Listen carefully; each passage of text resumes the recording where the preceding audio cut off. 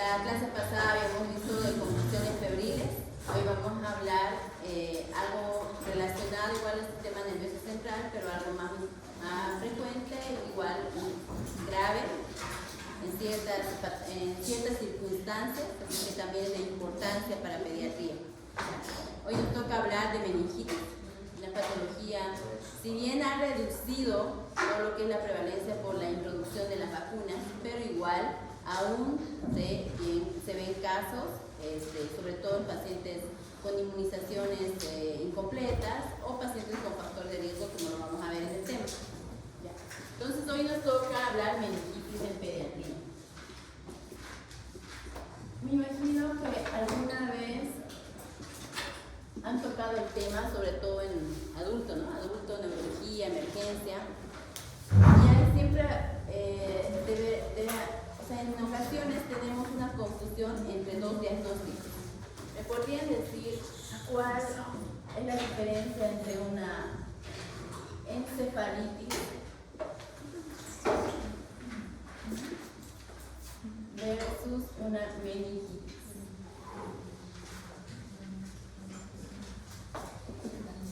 ¿Qué diferencia hay o cuál es la definición de cada uno? Cuando hablamos de encefalitis, ¿qué denota? ¿Qué significa?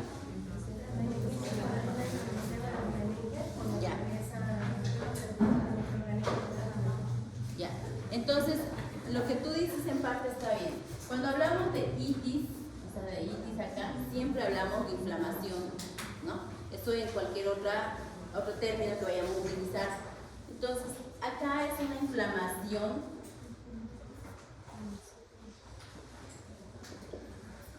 del cerebro, ¿ya? Por eso encéfalo, ¿ya? Y acá igual es una inflamación,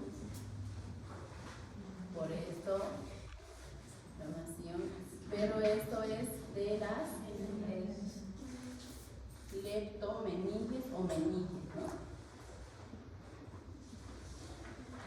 Ustedes saben que por anatomía, haciendo un retroceso, tenemos tres capas, ¿cierto? Que son las meninges como tal. ¿Cuáles son? De afuera para adentro. Duramadre, luego la aracnoide y después viene la pía madre. Pero entre la aracnoide y la pía madre hay un espacio. ¿Cómo se llama ese espacio? Subaracnoideo. Es donde está ubicado todo lo que es el líquido cefalorraquídeo.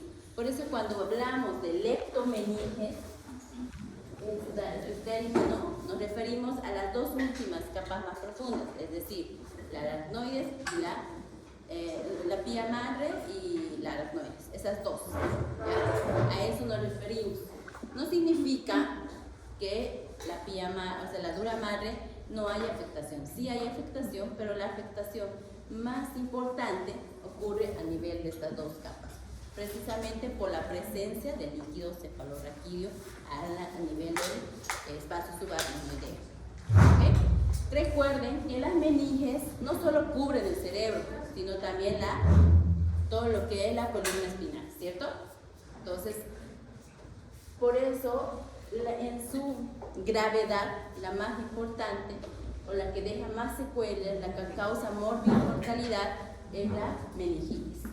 Pero cuando hay afectación tanto de las meninges como también del cerebro, hay un término que muchas veces lo utilizamos, que es meningoencefalitis.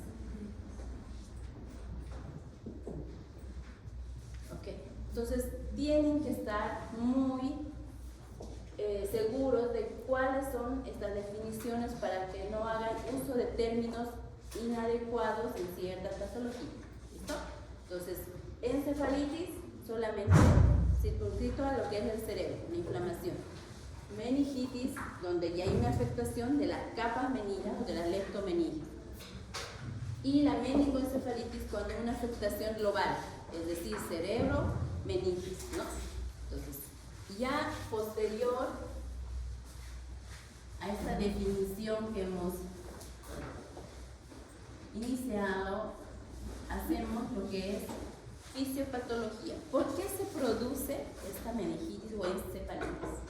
o la meningoencefalitis. ¿Qué sucede para que lleguen a existir una inflamación a este nivel? ¿Alguien tiene alguna idea? ¿Cómo es el camino? ¿Cuál es la fisiopatología? Hay una invasión. Entonces la palabra clave es una invasión igual, una invasión de microorganismos, ¿no?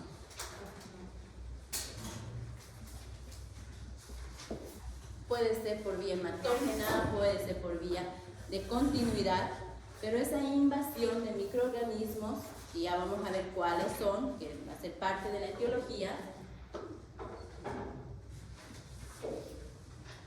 ¿Cómo va a ser el camino que recorre? Como les decía, puede haber dos condiciones o dos estadios, digamos, ¿no? Uno que puede ser a través del torrente sanguíneo que llegue a este nivel de las meninges.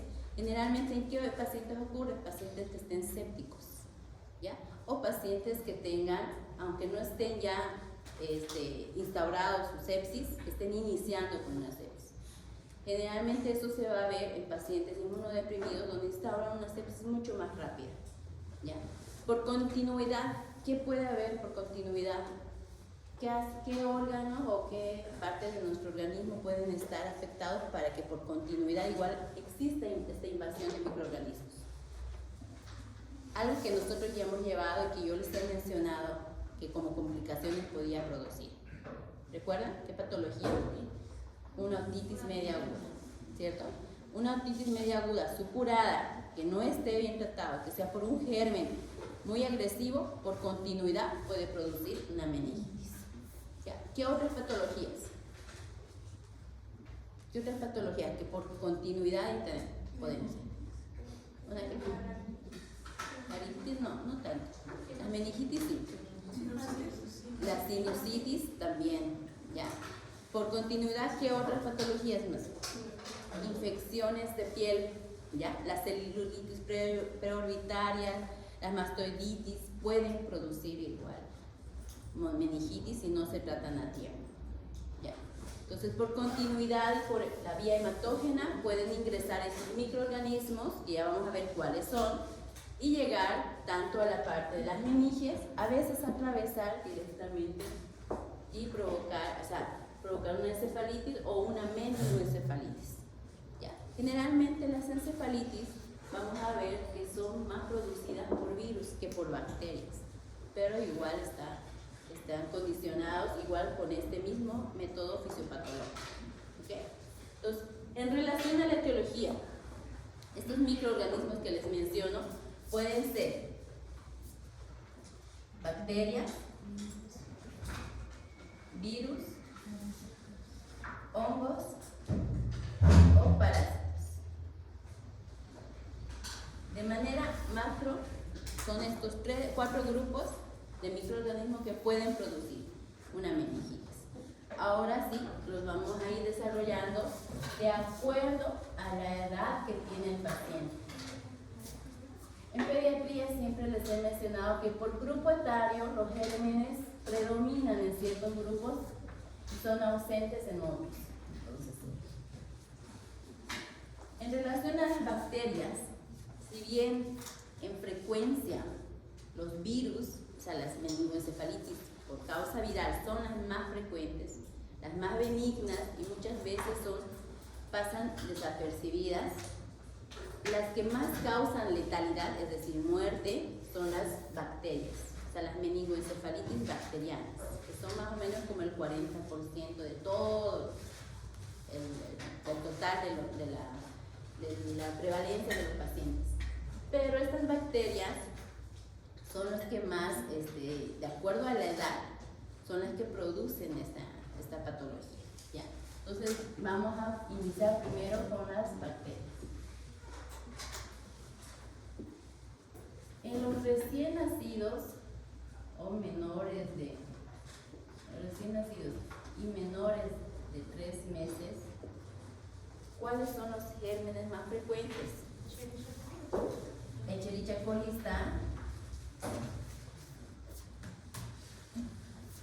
la Escherichia coli, pero antes de esa está una, que es la Listeria monocytogenes. bacteria monocitógena.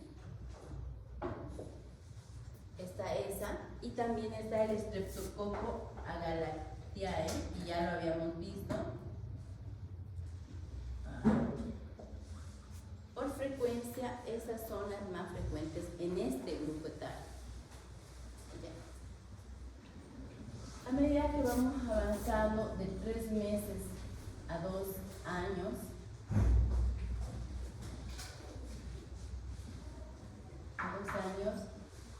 se mantienen todavía la Escherichia coli, está el Streptococcus agalactiae, la Escherichia coli, pero acá ya surge el Streptococcus pneumoniae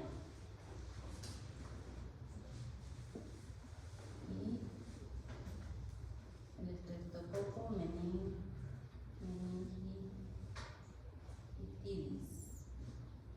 o el meningococo.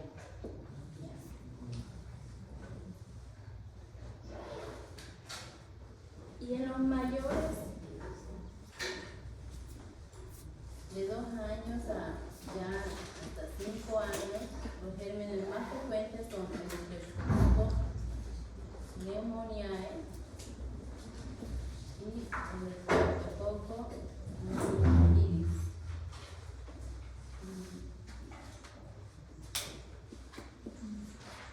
Y acá igual el Haemophilus influenzae tipo B.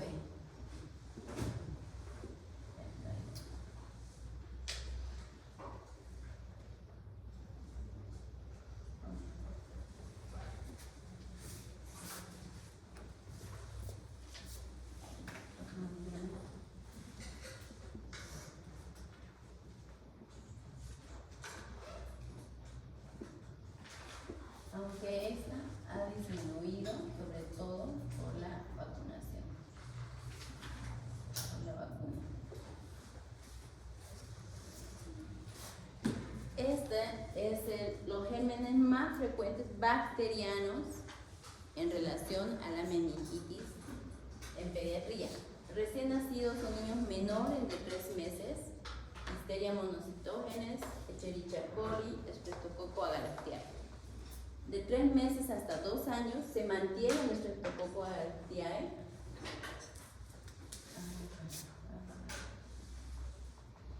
La Escherichia coli, pero se adiciona el Streptococcus pneumoniae, la Neisseria meningitidis, y el Haemophilus influenzae tipo B. Si bien esta última, sobre todo, ha disminuido en frecuencia por el hecho de la vacunación, pero aún vemos casos. Y en los niños mayores de 2 años hasta 5 años, preescolares, está el Streptococcus pneumoniae y la Neisseria meningitidis. Y el Haemophilus influenzae, pero ya en mínima prevalencia, ¿no? Menos prevalencia. Esto se relaciona a bacterias. Es muy importante que se vayan memorizando para nosotros ver la parte del tratamiento, que es precisamente, vamos a ver el antibiograma o los antibióticos que vamos a poder utilizar de acuerdo a los gérmenes más frecuentes. Hay gérmenes mucho más menos frecuentes y hay otros gérmenes que pueden haber igual, bacterianos, pero los más frecuentes son estos. ¿Okay? En relación a los virus, más que por edad, les voy a dar los que son más frecuentes, que son los enterovirus,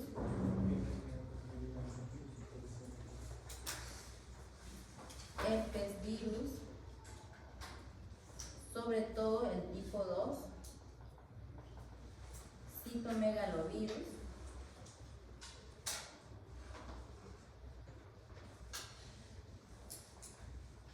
el virus de la varicela,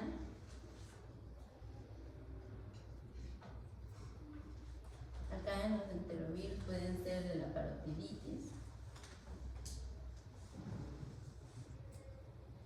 y otros virus. más frecuentes que pueden estar a cualquier tipo de edad. Obviamente en los recién nacidos más frecuentes los enterovirus y los citomegalovirus. Ya niñitos más grandes, virus, todos pueden haber, pero más frecuente es el virus, el herpes virus tipo 2 o el virus de la varicela. Estos son los virus más frecuentes. ¿Okay? Después están también los hongos, que son el tercer, digamos, germen, que es el grupo de germen que está frecuente, que está Cryptosporidium.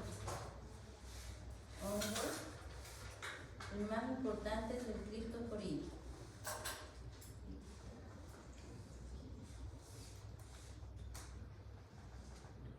Sobre todo en pacientes inmunodeprimidos, pacientes que estén con VIH, con TB, ¿ya? Y los parásitos. Cryptosporidium. Esos son los gérmenes más frecuentes, ¿ya? Entonces, ahora, en relación a los factores de riesgo, sabemos cómo podemos producir esa inflamación tanto en el encéfalo como en las meninges, cómo transcurre estos microorganismos a través ya sea del torrente sanguíneo o la parte de continuidad. Y vamos a ver ahora cuáles son esos factores de riesgo que hacen que nuestro paciente sea mucho más susceptible para poder desarrollar una meningitis. Monocitógenas.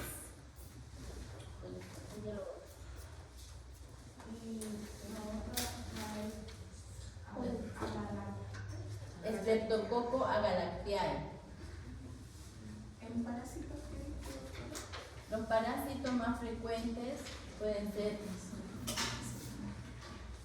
los que están relacionados con la sífilis, o sea,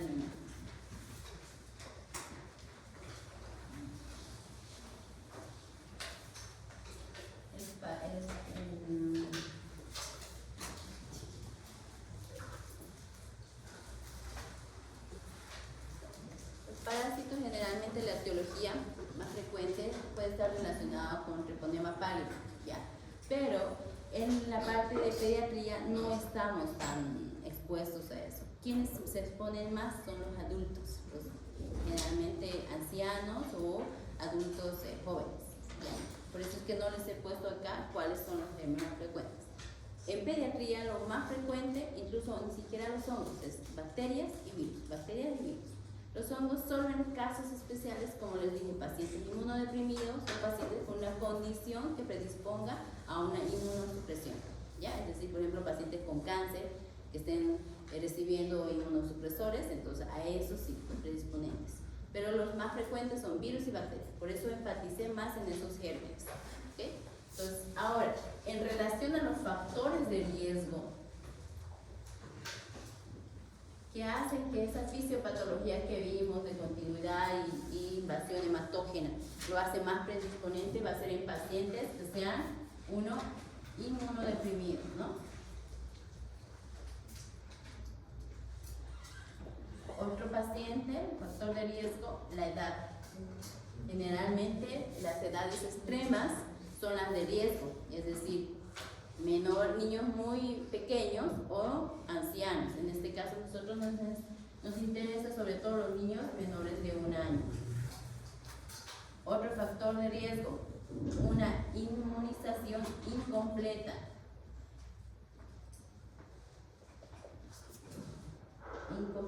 Si vimos en la etiología, hay como 3 de los gérmenes más frecuentes se pueden prevenir con la vacuna. Lo que hasta ahora no hemos logrado, digamos, introducir ha sido la vacuna de la meningococo, que aún no la tenemos como esquema en realidad. Inmunización incompleta, los pacientes desnutridos,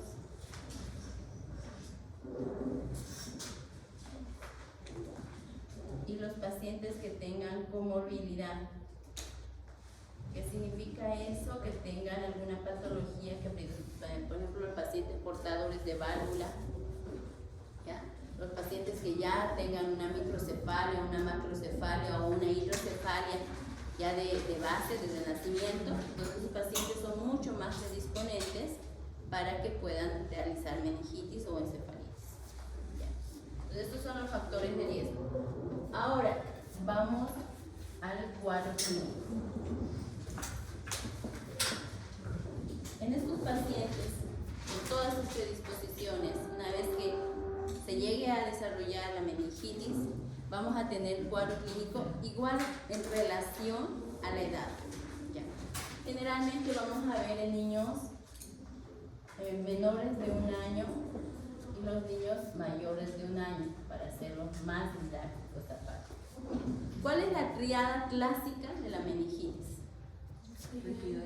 Rigidez de nuca, cefalea y fiebre, ¿cierto?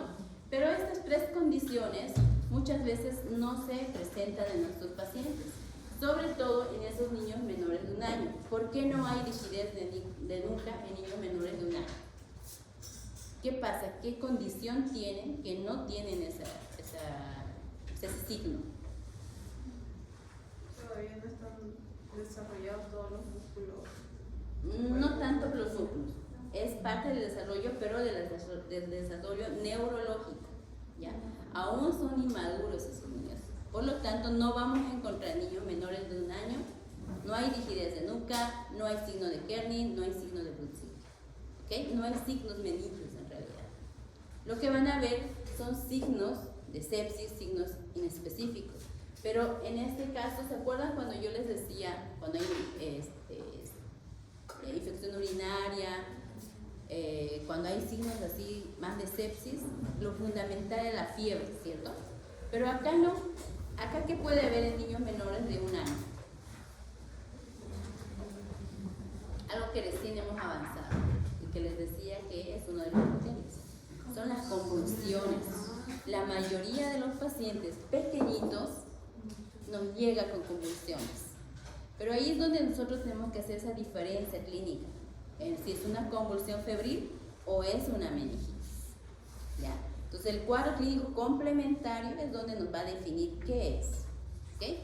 Por eso esos 4 criterios que les decía, diagnóstico de convulsión febril, todos los 4 lo tiene que cumplir el paciente. Si no lo cumple, ya tienen que pensar en una meningitis, ¿ya? Porque inicialmente puede presentar convulsiones.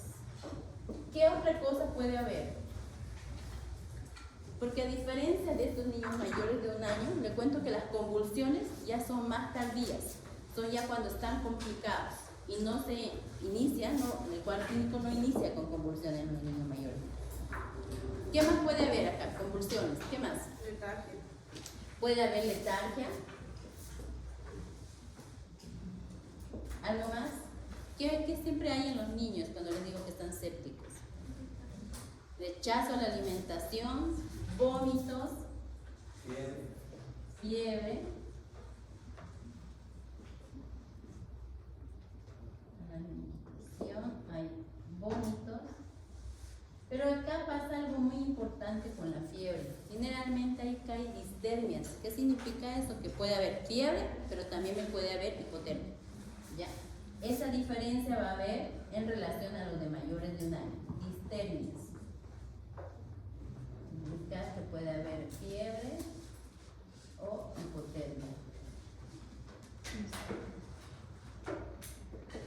Algo muy importante que también nos puede presentar este paciente, que a veces ni siquiera sabemos por qué está haciendo. ¿Qué puede ser? Exactamente. Cuando a un bebé le duele algo, por ejemplo la cefalea, puede ser como expresada por irritabilidad, porque el niño menor de 1 año, recuerden que no habla, entonces no hay como nos señale, ni siquiera todavía a veces localiza las partes de su cuerpo. Entonces, lo único que hace es irritabilidad. Por eso convulsiones, irritabilidad, letargia y rechazo a la alimentación son los síntomas principales, signos y síntomas principales para nosotros sospechar de una meningitis. Ya cuando estén con presencia de disdermia, sobre todo en los recién nacidos o menores de 3 meses, piensen en una meningitis. Y ya tienen que ir pensando en hacer una punción lumbar, que lo vamos a ver más adelante. Ahora, ¿qué pasa a los niños mayores de un año? Ya esos niños muchas veces caminan, ya localizan su dolor, entonces ahí sí puede haber esos signos menores, ¿ya?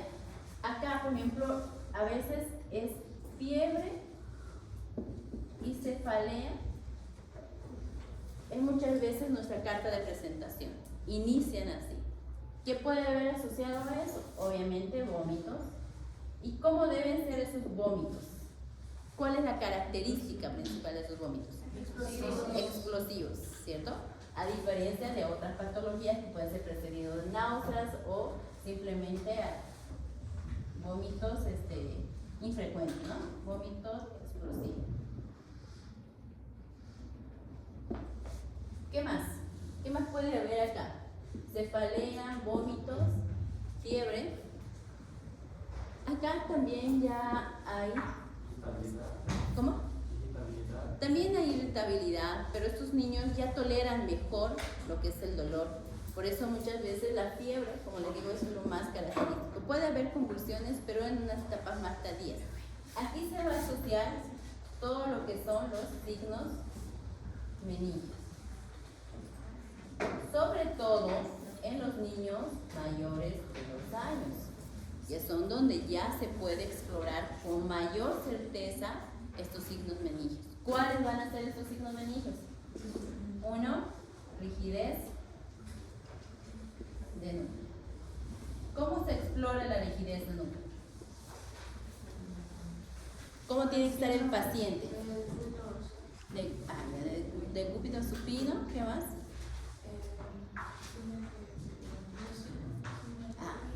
No, el signo de rigidez de nuca. ¿Cómo se explora? Vamos a comenzar por ahí. El paciente tiene que intentar tener la mano de la nuca y extenderlo hacia arriba. Paciente en completa extensión, ¿cierto? Sí. Los pies no pueden estar doblados porque nos puede dar un falso positivo. Totalmente extendido, todos los miembros inferiores y los superiores también. Se hace una elevación de lo que es la cabeza para hacer una flexión de mentón hacia el tórax. ¿Y eso qué debe provocar si es positivo? Dolor. No se confundan con el kernel. Rigidez de nuca solos acá y eso provoca dolor. Puede provocar dolor tanto en la cabeza como también en lo que es la columna. ¿Ya? Entonces, si es positivo, va a haber dolor. Luego el otro signo está el signo de Kernel.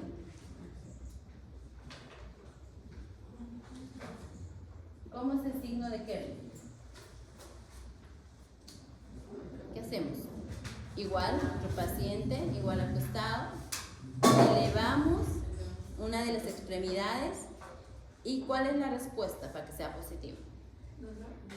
Dolor o flexión de la contralateral, ¿cierto? O flexión incluso de la nuca. Entonces, ese es cuando es positivo. Y en el último está el signo de Brudzinski.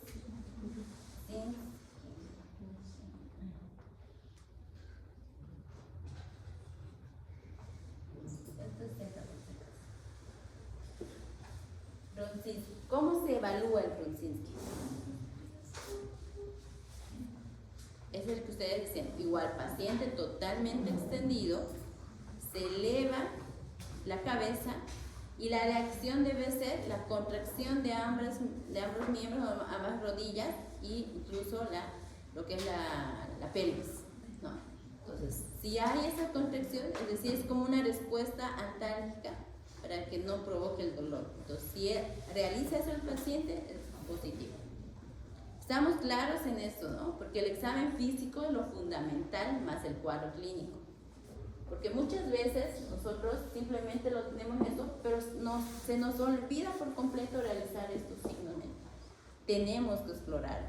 Si se dan cuenta, no requiere mucha destreza para hacerlo. Solamente saber cuándo es positivo, cómo hacerlo y cuándo es positivo. Sobre todo esto va a ser en niños mayores de 2 años o escolares. Ahora, algún otro, ya como último, ya en etapas tardías, puede haber también convulsiones. Pero acá, ¿cómo deben ser las convulsiones? Para que nosotros estemos pensando más algo meningio y no de repente una convulsión febril, porque nos puede llegar al paciente. ¿Qué puede haber? Generalmente la describen las convulsiones como focalizadas, más que generalizadas. Ya sea miembros superiores o solamente miembros inferiores, pero o simplemente a veces el chupeteo, la mirada fija en el caso de los recién nacidos, pero generalmente convulsiones focalizadas, sí o sí hay que pensar una meningitis o una encefalitis. Ya.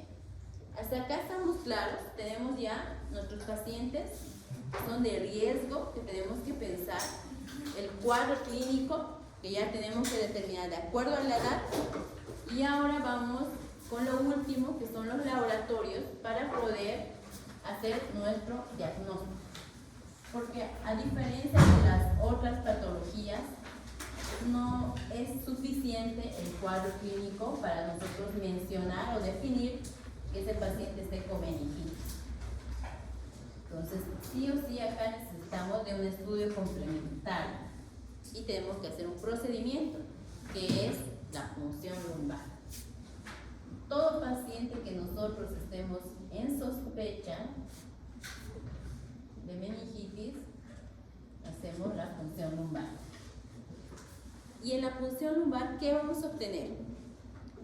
¿Eso sería el examen físico? No, es el diagnóstico.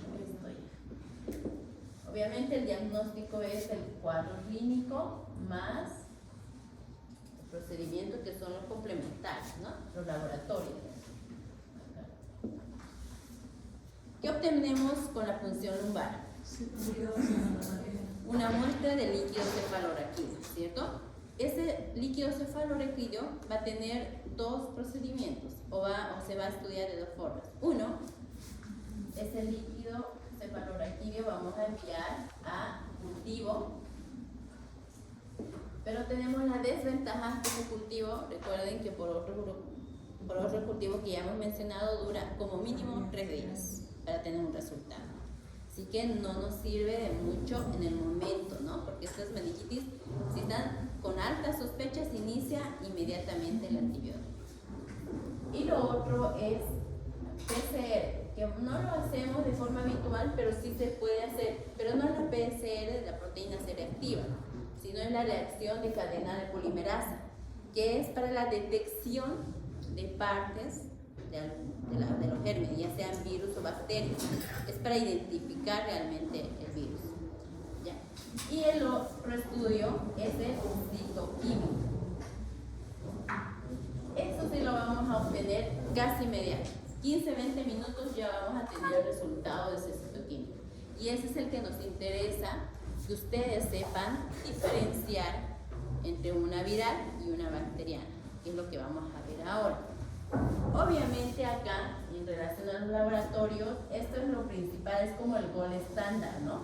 Pero, oye, si nosotros estamos sospechando de una bacteriana, tenemos que pedir los demás laboratorios. ¿Cuáles serían? Hemograma, PCR, recuento de plaquetas, todo lo que son reactantes de fase aguda, ¿no? Hemograma,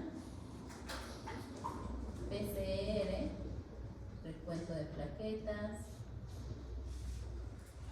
Hay que pedir acá glucosa,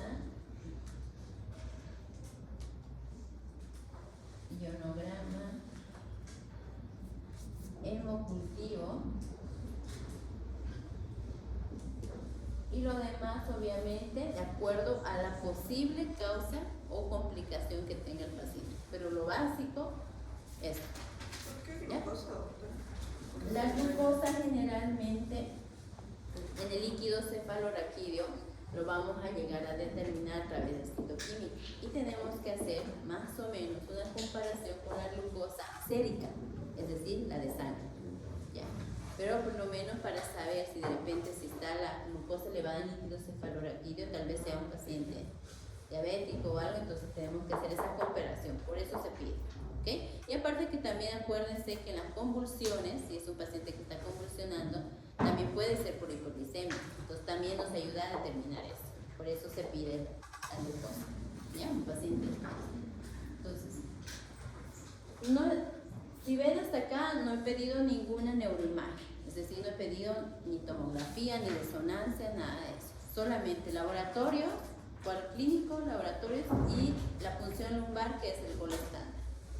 Entonces, ¿qué vamos a ver en el citoquímico? ¿Qué es realmente lo que nos va en ese momento dar información y nos va a servir para hacer diagnóstico?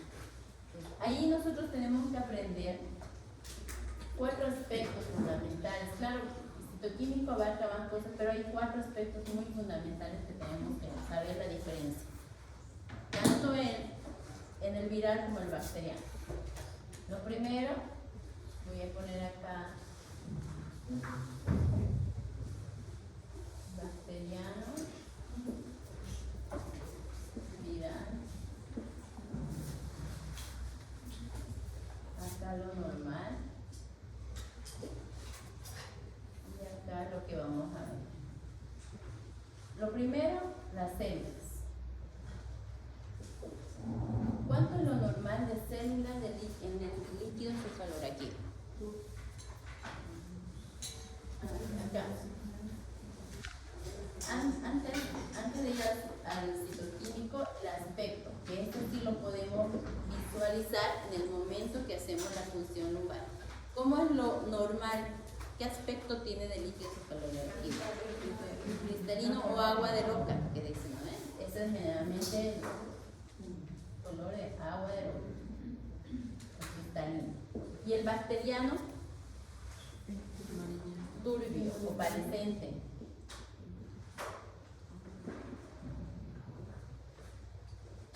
Y en el viral es claro, finalmente no hay modificación, ¿no? Ya. En relación a la celularidad, ¿cuánto sería lo normal?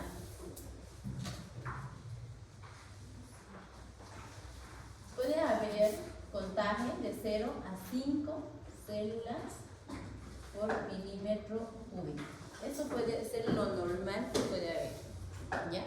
De 0 a 5 células por milímetro cúbico. Pero en el caso de la bacteriana, ¿cuánto se convierte esa cantidad de células? ¿Por arriba de cuánto?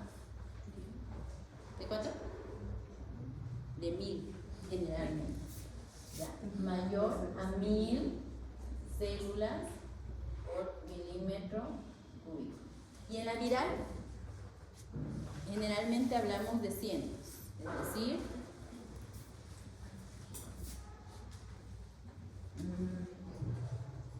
mayor a 100 células por milímetro cúbico.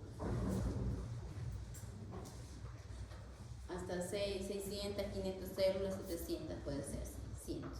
Pero de mayor a 1000 ya estamos hablando con mayor, o sea, casi segura de una bacteria. ¿Ya? Otro aspecto que tenemos que tomar en cuenta, aparte de las células, es el predominio. ¿De qué tipo de células? Predominio celular.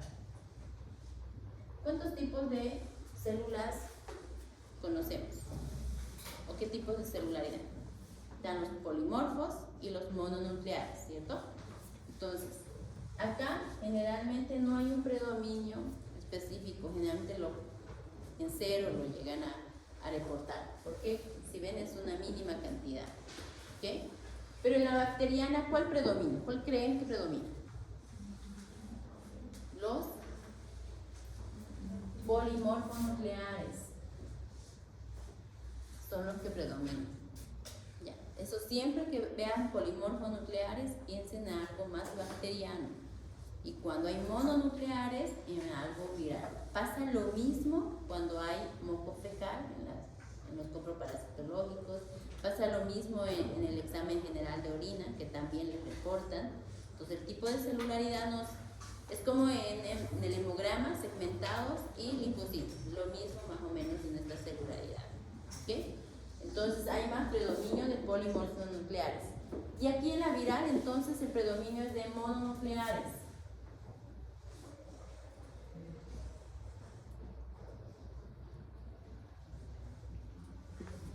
esto es polimorfo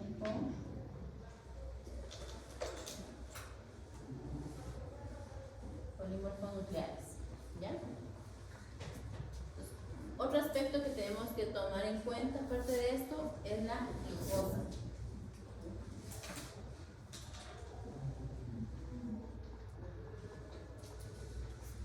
¿Cuánto es lo normal de la glucosa en líquido cefalorraquídeo? ¿Recuerdan? ¿No? De 50 a 80 miligramos por decilitro. Eso es lo normal. Pero ¿qué pasa en la bacteriana? ¿Aumenta, disminuye? ¿Por qué disminuye? Porque la bacteria se alimenta de la glucosa. Exactamente, consume glucosa. ¿Ya? Entonces acá va a haber una disminución. ¿Y cómo va a estar en la viral? Normal. Normal, no hay una modificación. Luego están también el otro aspecto que son las proteínas. ¿Cuánto es lo normal de las proteínas? Es de 40 a 60 igual, miligramos por decilitro. ¿Y qué va a pasar acá en las bacterianas? ¿Aumenta, disminuye o está normal? Aumenta. ¿Por qué? Las proteínas generalmente se forman igual a través de los desechos de las bacterias o de la inflamación o de la cefalea. Entonces por eso aumentan. ¿Ya? Están elevadas. Y acá en la viral, normal o levemente aumentadas, pero generalmente está normal. Esos son los 4 o 5 aspectos más importantes que debemos tomar en cuenta en un examen citoquímico en el momento de llegar a ver. Con esto ustedes ya van a tener una idea de la etiología. ¿Es viral o es bacteriano? ¿Para qué nos sirve esto? Obviamente para nosotros realizar el tratamiento, ¿no? Ahora, pero ¿cuáles son las contraindicaciones de hacer una punción lumbar? Porque lamentablemente todos los pacientes no lo podemos hacer. ¿Cuáles serían esas contraindicaciones? ¿Cuándo no haríamos una punción lumbar, aunque estemos sospechando meningitis?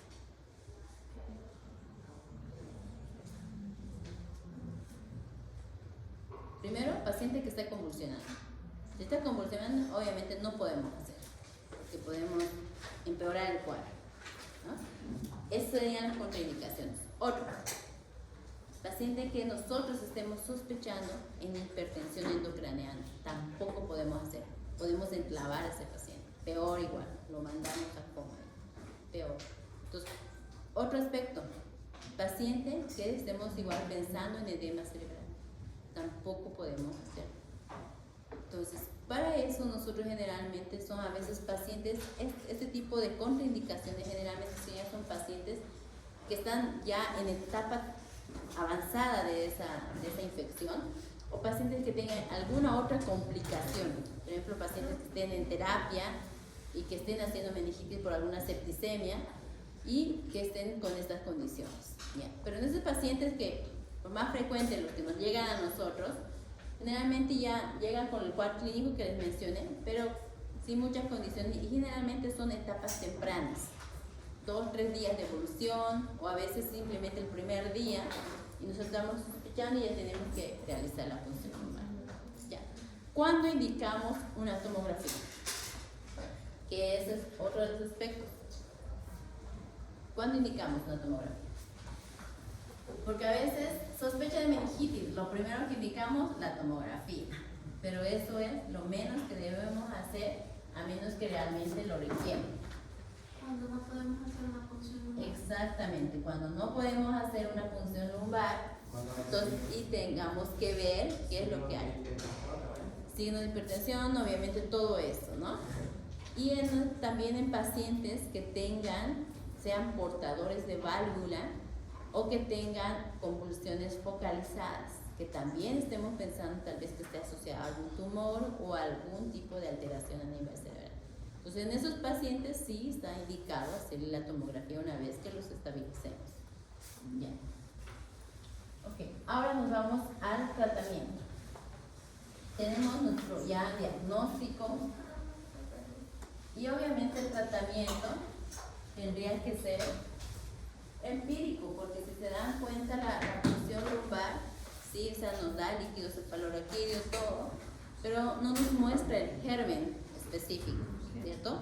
Cuando tengamos el cultivo, que va a ser el tercer día, recién de repente ahí tengamos nuestro germen aislado. Entonces, por lo tanto, generalmente es un tratamiento empírico. Entonces, si dijimos, les voy a hacer como esquemita el tratamiento, ¿ya? Mencionamos primero que tenemos una causa bacteriana, ¿cierto? Una causa viral. Entonces, si utilizamos, acá les voy a primero poner los medicamentos que vamos a utilizar en estas dos causas, en estas dos etiologías, con las dosis, y ya después les voy a decir que utilizamos los esquemas de acuerdo al grupo etario. ¿Listo? Para que ya ustedes lo tengan más fácil. Acá lo voy a poner más bien.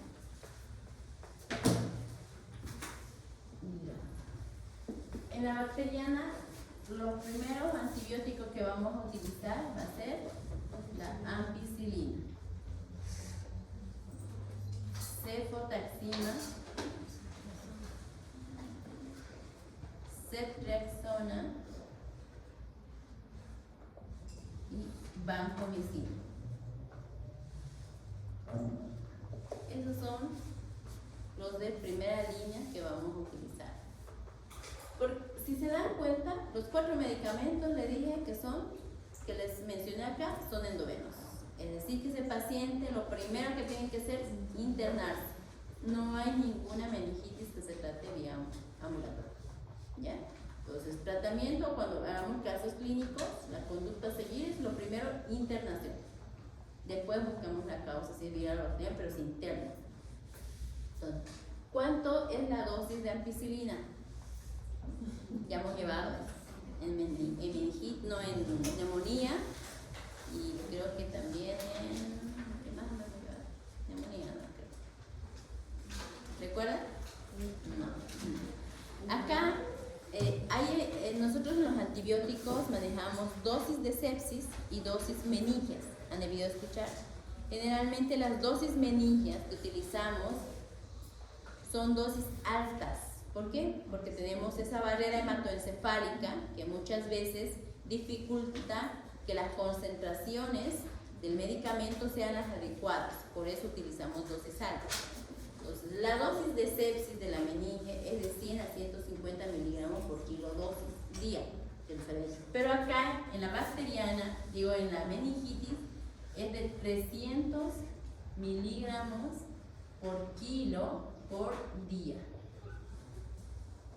La cefotaxima, recuerdan que igual les dije que era 150, de 100 a 150 miligramos kilo día. Acá igual es el doble, es 300 miligramos por kilo por día. Y en la ceftriaxona, recuerden, de 50 a 100, ¿no? Generalmente, y acá es 100 de entrada, dosis alta, 100 miligramos por kilo por día. Y la vancomicina, que no les había dado, es 60 miligramos por kilo por día. La ampicilina y la cefotaxima, si son recién nacidos, acá lo voy a colocar, en recién nacidos se da cada 8 horas, estas dos. Si ya son mayores de un mes, ya se da cada 6 horas. La ceftriaxona puede ser cada 24 horas o 12 horas. Generalmente, como son dosis altas, le dan cada 12 horas. Y la vancomicina es cada 6. Eso es lo que hay que sabernos para poder manejar. Y más adelante ahora les voy a decir en qué grupo etario manejamos cada una de estas. ¿Ya? Pero recuerden, ampicilina, cefotaxima, ceftriaxona y vancomicina. Y esas son las dos. Ahora, en la viral, el tratamiento generalmente es sintomático. ¿En qué podemos utilizar algún antiviral? Generalmente cuando son de causa ya específica del herpes, virus, ¿ya? O la varicela zoster. Entonces, ahí, por ejemplo, podemos utilizar aciclovir a 10 miligramos por kilo, dosis cada 6 horas. Pero el tratamiento básicamente es sintomático. Si tiene fiebre, para la fiebre; si tiene, por ejemplo, si presentó convulsiones, un anticonvulsivante o algo más, ¿ya? Esto es en relación a los antibióticos. Aquí en la bacteriana también la mayoría de la literatura menciona que las primeras 48 horas podemos utilizar la dexametasona como un antiinflamatorio, ¿ya? Entonces, ¿cuánto es la dosis de la dexametasona? No. La presentación es de 4 y de 8 miligramos, ¿no? La dosis es 0,6 miligramos por kilo por día. Y esto puede ser cada 8 o cada 6 horas, dependiendo. ¿Cuál es el fundamento de la utilización de dexametasona en la meningitis? Las primeras 48 horas mencionan de que se utiliza sobre todo para disminuir la inflamación a ese nivel tanto cerebral como meningio, y así de alguna forma adecuar o permeabilizar mayor la barrera hematoencefálica para el paso de las concentraciones de los antibióticos.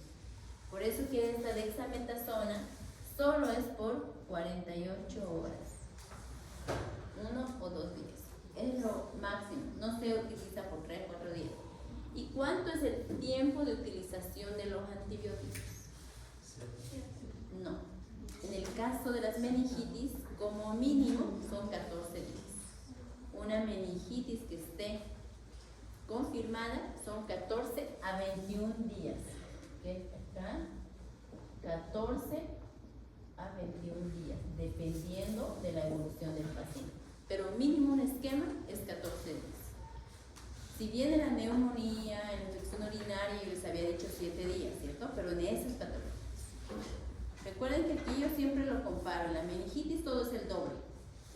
La dosis es el doble, el tiempo de uso del antibiótico el doble igual, ¿ya? Y también la letalidad es el doble en relación con las otras patologías, ¿ya? Por eso es importante saber todos estos aspectos. Por ejemplo, si a ustedes en provincia le llega un paciente que está con alta sospecha de meningitis, tiene como factor de riesgo, supongamos que sea un paciente de 10 meses, no tiene vacunas, apenas tiene la BCG, ni siquiera está haciendo fiebre, está haciendo hipotermias, ha convulsionado, y ustedes no tienen obviamente ahí condiciones para hacer una punción lumbar. Con todos esos aspectos, ustedes ya están pensando en no una convulsión febril, sino una meningitis. ¿Qué es lo primero que tienen que hacer? Dice la hora de oro, que es lo que mencionamos tanto en sepsis como en meningitis. El diagnóstico y el tratamiento debe ser lo más precoz posible, es decir, no está mal, no está mal que ustedes le coloquen el antibiótico. Antes decían, no le coloque antibiótico hasta que no le hagamos la punción lumbar, pero hemos visto total desventaja en estos pacientes, porque por ejemplo de San José o de Rogore son 6-7 horas. Esos niños a veces no llegan directamente para tubo, o a veces ya por tanta convulsión o por otro tipo de complicaciones hacen paro. Por eso hemos visto ahora el beneficio de colocar lo más precozmente el antibiótico. Por eso les estoy enfatizando acá en el tratamiento. Ustedes en su centro de salud tal vez no tengan la ampicilina, pero sí van a tener cefotaxima o ceftriaxona. Entonces sí pueden colocarle, aunque sea una dosis de esos antibióticos, para poderlo enviar a su segundo o tercer nivel. Doctora, ¿Ya? pero combinada con la Dexa. Si tienen dexametasona también pueden colocarla en la primera dosis. Es que ahorita, mire, por decirle, está más fácil conseguir una Dexa que todo lo que usted me dice. La cefotaxima está en todos los niveles, primero, segundo y tercer nivel. Y es el medicamento como que más frecuente, incluso hasta en las farmacias externas lo van a encontrar. ¿Ya? Tal vez no una vancomicina, una ampicilina, tal vez no, pero cefotaxima sí o ceftriaxona lo van a encontrar. Entonces pueden utilizar. ¿Ya? Ahora, si no tienen dexametasona no importa, pero coloquen el antibiótico. ¿Ok? Ya. Ahora, vamos a ver ahora estos antibióticos. Ya sabemos cómo es la frecuencia de colocarles y por cuántos días el tratamiento debe durar. Que hay que ir igual recomendando a la mamá, ¿no? Entonces, ahora vamos a ver de acuerdo a la edad del paciente estos 4 antibióticos. En la viral, si ven, no hay mayor complicación, tratamiento sintomático, solo la ciclovir tenemos un germen aislado o que tengamos una evolución muy tórpida en ese caso. La bacteriana, si es un recién nacido o menor de 3 meses, ¿cómo debe ser la terapia de antibióticos? ¿Recuerdan? Que siempre yo les digo, todo menor de 3 meses es doble terapia. Siempre se utiliza 2 antibióticos. Porque si se dan cuenta en la etiología, son gérmenes tanto gram positivos como gram negativos, los que están predominando. Entonces hay que cubrir gram positivos y gram negativos. Entonces acá, ¿cuál combinamos nosotros? Generalmente ampicilina y cefotaxima.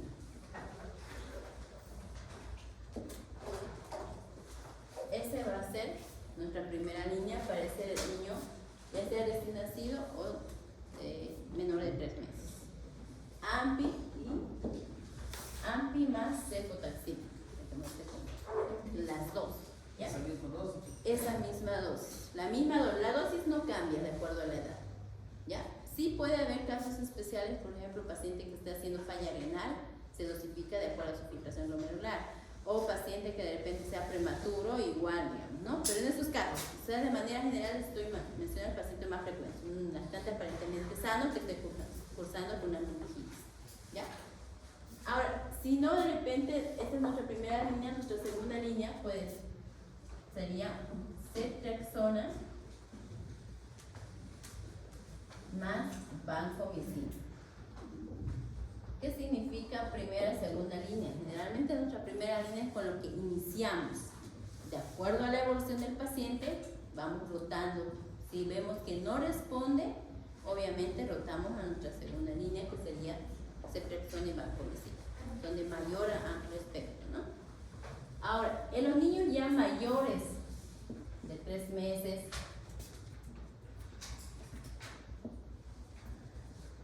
hasta generalmente 2 años. Igual si recuerdan la etiología, todavía están igual frecuente, también están presentes todavía el Escherichia coli, los gram negativos. Entonces acá también utilizamos todavía la doble terapia. Pero generalmente acá tratamos de empezar en los mayores de 3 meses con ceftriaxona más vancomicina. ¿Por qué comenzamos con esto? Generalmente porque es un niño ya expuesto, ya ha salido a la comunidad, entonces ya puede estar expuesto al Streptococcus pneumoniae, a la meningitis, entonces ya tenemos que hacer un abordaje mayor en relación con el antibiótico. ¿Ya? Ahora, ya en pacientes mayores a 2 años, dependiendo la gravedad del paciente, muchas veces ya podemos utilizar monoterapia. Utilizamos ya sea ceftriaxona, que es con el que comenzamos, o vancomicina.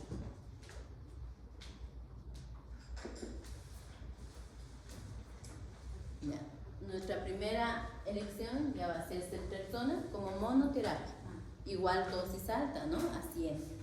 No mejora, esperamos 24, 48 horas, rotamos a vancomicina. Y ya después, ya a las 48, 72 horas, tenemos ya nuestro cultivo de líquido cefalorraquídeo. Ahí ya vamos a tener nuestro germen aislado, nuestro antibiograma y ya podemos obviamente rotar si es necesario, o si no, lo mantenemos si es sensible al antibiótico.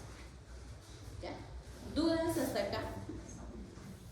Con relación, recuerden siempre cuando hablamos de tratamiento de meningitis, hablamos de dosis meningias, y estas dosis meningias son el doble de lo que habitualmente estamos utilizando. ¿Por qué no utilizamos, por ejemplo, en los niños menores de 3 meses los aminoglucósidos? Por ejemplo, gentamica, que siempre combinábamos con entapi, gentamicina, ampicilina más amicacina, porque estos aminoglucósidos tienen poca sensibilidad o permeabilidad para llegar hacia la parte cerebral. La barrera hematoencefálica como que limita su concentración, o sea, no su concentración, su paso a la parte neurológica, ¿ya? Entonces, por eso son concentraciones mínimas las que llegan a este nivel, por lo tanto no utilizamos tanto. Su efectividad igual es 40 al 30%. Por eso es que la mayoría siempre combinamos con ampicilina y cefotaxima o ceftriaxona vancomicina. Y mayores de 2 años, es decir, niños de 5 o 6 añitos, podemos tratarlos con monoterapia, pero recuerden que siempre tiene que ser dosis menor. ¿Ya? Ahora, si bien les he hablado acá del tratamiento medicamentoso, también está el tratamiento preventivo. Y dentro de la prevención, cuando le hablemos de tratamiento de la meningitis, siempre va a haber tratamiento medicamentoso y tratamiento preventivo. Y en ese tratamiento preventivo, ¿de qué tendríamos que hablar? ¿El uso de qué?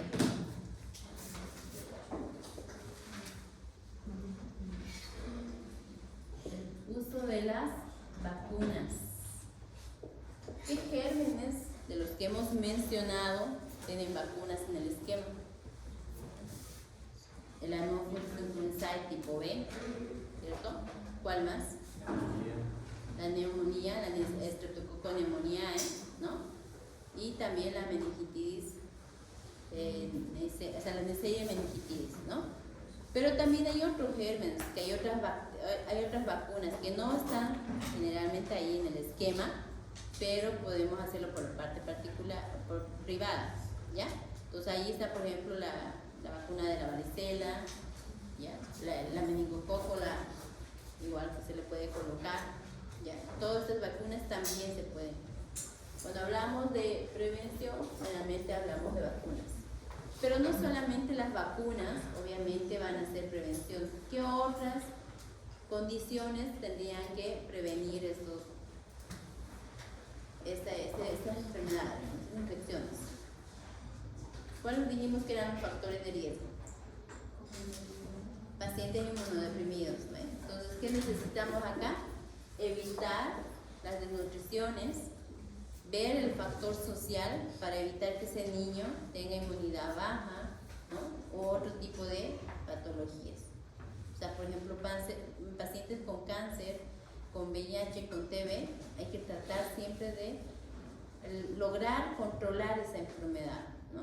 Para evitar estas complicaciones. Que a veces tienen cáncer y están en todo, o sea, en lugares que están hacinados, y entonces ahí se pueden predisponer. Entonces hay que evitar todo eso. ¿Okay? Ahora, por último, tenemos las complicaciones. ¿Cuáles serían las complicaciones más frecuentes por una meningitis? Porque hay pacientes que les dicen a veces, a las mamás les dicen, mi bebé era normal hasta que le dio meningitis. ¿Y cómo quedó ese bebé? Con retraso del desarrollo psicomotor. A veces pueden provocar retraso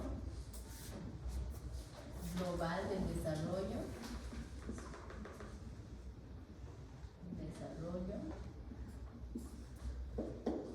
¿Qué significa retraso global del desarrollo? No solamente hay retraso del desarrollo psicomotor, es decir, que puede haber una parálisis cerebral infantil, sino también retraso del lenguaje, retraso de la parte cognitiva, o sea, la parte neurológica, ¿ya? Entonces puede haber igual los niños con PCI, parálisis cerebral infantil, niños con sordera, trastornos del lenguaje,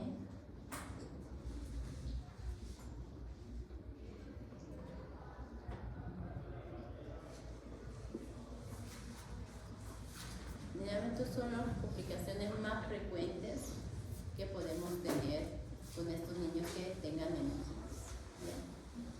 Si observan, son trastornos limitantes. Entonces, eso implica que ese niño posiblemente va a ser una carga social y económica, tanto para la familia como para el Estado, ¿no? Por eso es muy importante prevenir y evitar que llegue a esto. Por eso, pacientes que convulsionen por mucho tiempo, a veces las secuelas son estas: parálisis cerebral infantil, el retraso global del desarrollo. En el momento nosotros no lo observamos, pero cuando ustedes tengan la oportunidad de ver un paciente así y lo vuelvan a ver en consulta, lo vuelvan a 6 meses, 12 meses, ese paciente no es el mismo, no es un niño ya acorde a su edad con todo el desarrollo psicomotor. ¿Ya? Entonces esto es importante, prevenir esto es importante. Por eso en el manejo, cuando ya tengamos el diagnóstico de meningitis, el manejo es multidisciplinario. Ya no solamente lo ve el pediatra, tienen que verlo con audiología para ver el problema de las emisiones acústicas, para ver si hay o no hay sordera. ¿Ya? Tienen que verlo igual la parte de fisioterapia para hacer estimulación precoz, o sea, estimulación tanto de psicomotor como también estimulación, a veces incluso necesita respiratoria, todo eso, se le hace fisioterapia en realidad. ¿Ya? Entonces también la parte de neurología pediátrica, igual pacientes a veces llegan a ser y quedan con síndromes convulsivos o con epilepsias secundario a esto. Tienen que seguir tomando su medicamento. Entonces, es una patología, si bien muy limitante, muy grave, aunque es ya una patología no muy frecuente, gracias a Dios, pero ya todavía sí, ¿no? Y más ahora con el problema del COVID, ha habido una inmunización incompleta en casi la mitad de los niños. Entonces ahí es donde ha surgido nuevamente esto. ¿Dudas hasta acá? Les he dado ya lo fundamental de lo que es meningitis. Sí tienen que saber el cuadro clínico, etiología y el tratamiento. Eso es lo básico en esta patología, y obviamente ya a veces no llegamos a obtener líquido cefalorraquídeo, pero sí tenemos que sospechar, que es lo más importante. ¿Ya? Si no hay más preguntas, terminamos la clase.